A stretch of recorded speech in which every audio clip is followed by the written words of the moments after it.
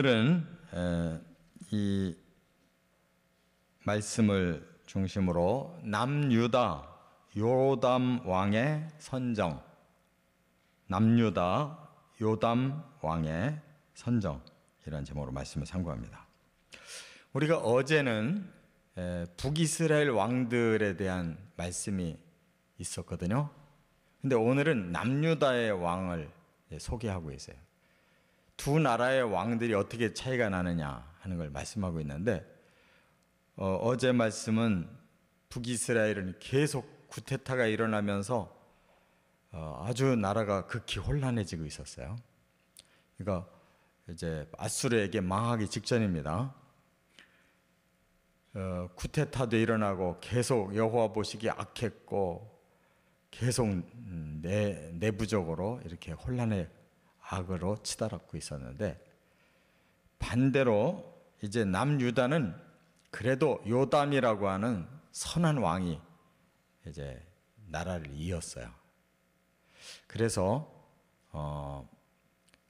북이스라엘보다는 남유다가 훨씬 건강한 나라인데, 그렇다고 해서 계속 잘 나간 게 아니에요. 이 요담이 11대 왕인데 바로 위에 10대 왕이 우시야라는 왕이에요. 또는 아사라라고 하는데, 이 왕이 52년 동안이나 다스리면서 한 40여 년 정도는 나라를 잘 다스렸어요. 선왕이었어요. 근데 마지막 한 10여 년 정도를 마음이 교만해져 가지고 자기가 제사장 대신에 분향하겠다고 하나님 성전 들어가서 분향하려다가 아주 하나님께 된통 벌을 받아가지고 그 자리에서 문둥병에 걸려서 죽을 때까지 별궁에 따로 갇혀가지고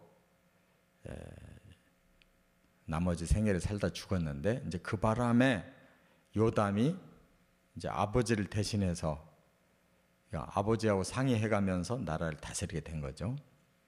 근데 다행히 이 아들 요담은 아버지의 잘못된 교훈을 보고서 크게 깨닫고 아주 나라를 반듯하게, 신앙생활도 반듯하게 잘했어요. 그래서 훨씬 건강한데, 또 문제는 그 아들, 이 요담이 이제 왕을 끝내고 죽으니까 그 아들 아하스라는 사람이 왕이 되는데, 이 사람이 또 아주 엉망해. 그냥 어떻게 보면 가장 악한 그 남유다 왕 중에 하나예요.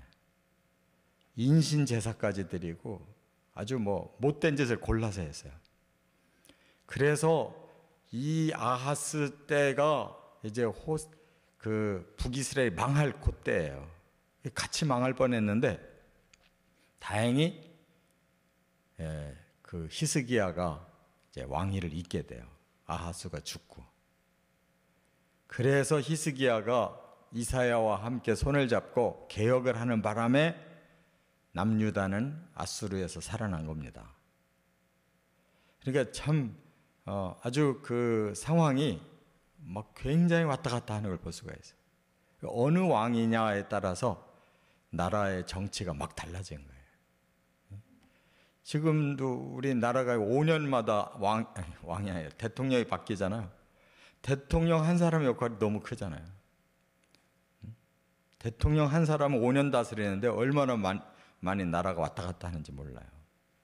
근데 이 당시에는 길게는 50년도 다스리고, 이 요담 왕은 16년 다스렸는데, 또 그 아들 아하스가 16년 다스리니까 반대로 16년이 아주 곤두박질 쳤잖아요. 다시 히스기야가 또 다스리기 시작하면서 또 15년 연장까지, 죽다 살아서 연장까지 하니까 또 아주 나라가 그냥 확 부흥이 돼버리잖아요. 이 지도자의 역할이 중요한 거예요. 그래서 오늘은 하나님이 일부러 북이스라엘 그 어지러운 상황에 남유다는 어떻게 그래도 좋은 왕이 다스렸는가를 설명합니다. 세 가지로 이제 그 요담 왕을 설명하는데, 첫째는 26장 22절 23절에 보면 아버지 우시야 왕과 공동 섭정을 했다 하는 거예요. 그러니까 이 아들이 아버지를 대신해서 그 아버지의 말년을 자기가 대신 왕이 돼가지고 섭정을 했다는 거예요. 효자죠. 아버지가 문득병에 걸리니까 이건 아주 무서운 전염병이라 왕궁에서 그대로 왕을 할 수 없었어요. 따로 별궁을 따로 만들어 놓고 그 우시아 왕을 거기에 가둬버린 거예요. 나올 수가 없는 거예요. 그래서 그 시간으로 보면은 10년에서 12년 정도 이 우시아가 말년에 별궁에 갇혀서 아주 고독하게 살았어요. 그냥 아들이 가까이 와서 그냥 아버지하고 상의해가지고 나라를 다스리는데 실질적인 영향력은 뭐 안에 있는 사람이 뭘 어떡하겠어요. 말이나 하지. 그러니까 요담이 공동 섭정을 한 10년 정도 또는 한 12년 정도 이렇게 했다고 보는데 그 섭정을 잘했다 그 말이에요. 그러니까 아버지에게는 효도를 다한 거고 또 그 위기를 잘 모면을 했고 그래서 요담 왕이 선한 왕이 된 거예요. 근데 여기 본문에 보면 우시아가 죽었는데 어떻게 대우를 했느냐. 여기 보니까 왕들의 묘실에 접한 땅에 장사했다 그랬어요. 그러니까 왕들의 묘실에 못 들어간 거예요. 왕들의 묘실이 있는 그 근처의 땅에다가 우시아는 따로 묻었대요. 왜 그랬겠어요? 하나님의 성전에 들어가서 분향하려고 하는 것은 이건 자기 마음대로 자기가 제사장이 된 거잖아요. 하나님이 제사를 받으셔야 되는데 하나님의 법대로 제사를 드려야지 자기가 왕인데 하루아침에 제사장까지 하겠다고 나가니까 하나님이 아주 큰 벌로 나병을 주셨는데 죽어서도 그는 나라에서 대우를 못 받았어요. 왕실의 묘지에 못 들어가고 그 근처 땅에다가 따로 묻었다 그래서. 그러니까 52년 왕위를 하면서 앞에 40년 잘했어도 뒤에 12년 엉망으로 하니까 그 사람은 결과적으로 악한 왕으로 후대에 남잖아요. 사람이 끝이 좋아야 되는 거예요. 앞에 아무리 잘해도 끝이 안 좋으면 이 땅에서도 그 사람은 나쁜 사람이고 하나님 앞에 가서도 나쁜 사람이에요. 앞에 아무리 좋은 거 했어도 끝에 천국에 들어갈 일을 못하면 그 사람은 아웃되는 거예요. 그러니까 우리가 신앙생활을 끝을 잘 맺어야 돼요. 근데 신앙생활 잘 하다가 점점 나이 들고 늙어가면서 이상하게 세속화가 되고 아주 생각이 이상하게 완고해지고 이 삐뚤어지는 사람들이 있어요. 제일 불행한 거예요. 두 번째 27장 이제 2절에 보면 여호와 보시기에 정직했다 이렇게 평가를 받아요. 여기 2절에 그는 아버지 우시아의 모든 행위대로 했다. 이 말은 아버지가 40년 동안 선왕으로 살 때가 그 기준이 뭐냐면 여호와 보시기에 정직했다 하는 거예요. 그러니까 아버지가 선왕으로서 살 때의 그 모습을 그대로 본받았다는 거예요. 그러면서 거기다가 뭐라고 한 줄 붙였냐면 여호와의 성전에는 들어가지 아니했다 그랬어요. 그래서 이거를 잘 해석해야 돼요. 여호와의 성전에 들어가지 않았다? 아니 어떻게 여호와 보기에 정직하게 살았는데 여호와 성전에는 안 들어갔냐? 제사 안 드렸냐? 그 뜻이 아니에요. 아버지 우시아가 지멋대로 여호와의 성전에 들어갔다가 큰 벌을 받았는데 아들은 그걸 교훈 삼아서 절대로 월권하지 않았다. 여호와의 성전에 아버지처럼 제멋대로 들어간 적이 없었다. 그 하나님 앞에 범죄하지 않았다 그 뜻이에요. 그러니까 우리 사람들도요 부모를 어떻게 만나느냐에 따라서 좋은 부모 만나면 그 영향 아래에서 잘 크고 잘 살 수가 있는데, 혹 나쁜 부모를 만나도 그 나쁜 부모를 통해서 바르게 깨달으면 오히려 더 선하게 살아요. 부모가 엉망이라도 그 자식이 저렇게 살면 안 되는구나 하는 교훈을 제대로 받아들이는 사람은 아주 정반대로 선하게 살아요.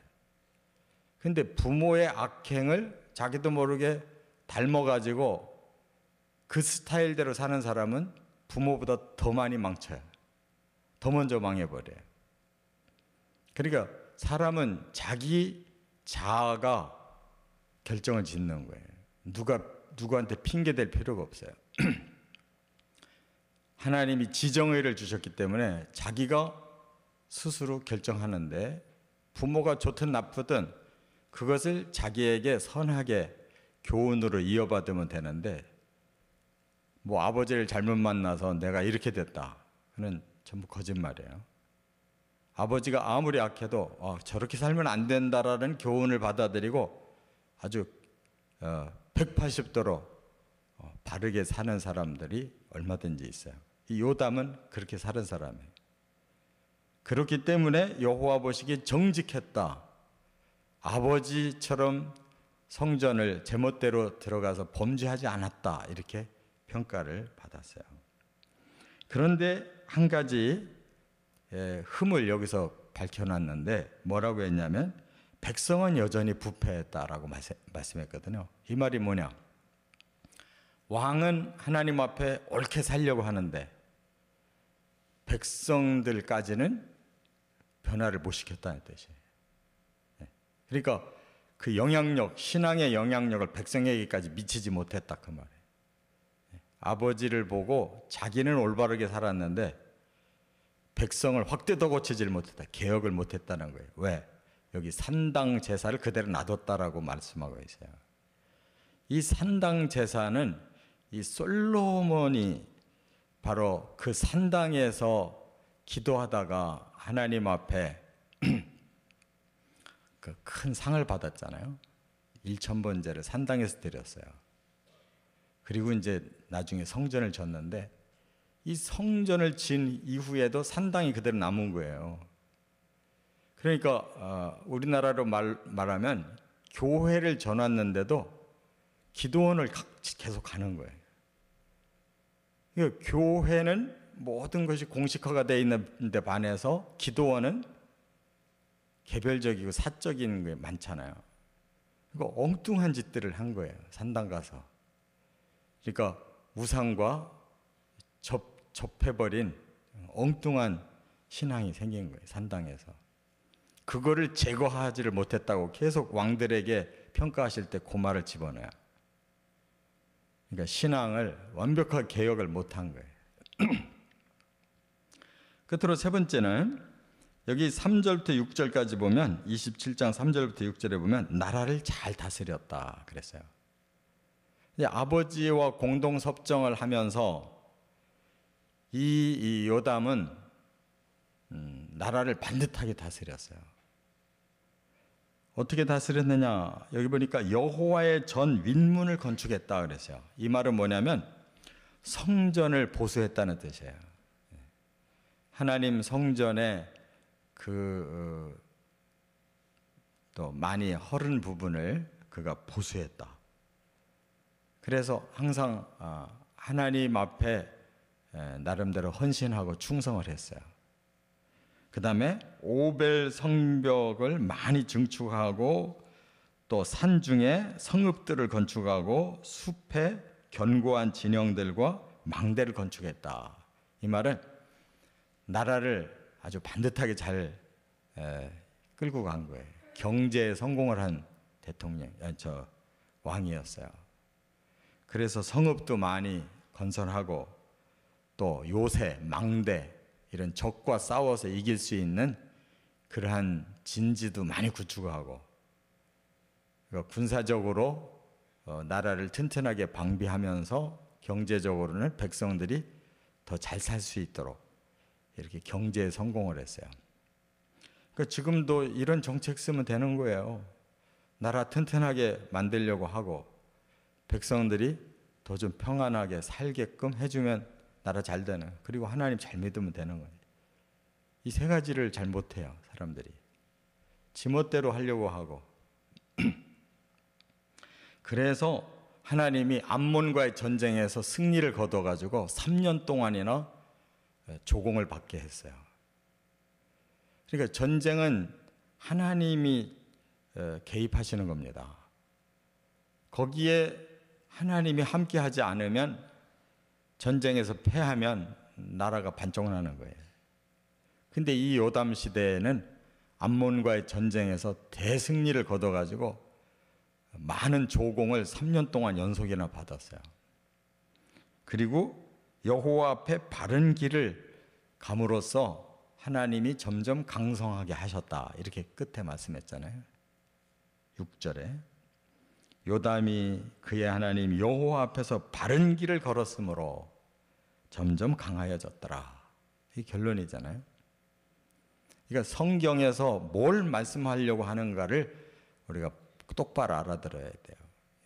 하나님이 가르치신 이 진리대로 살면 바른 길로 가는 겁니다. 그러면 하나님이 도와주시는 거예요.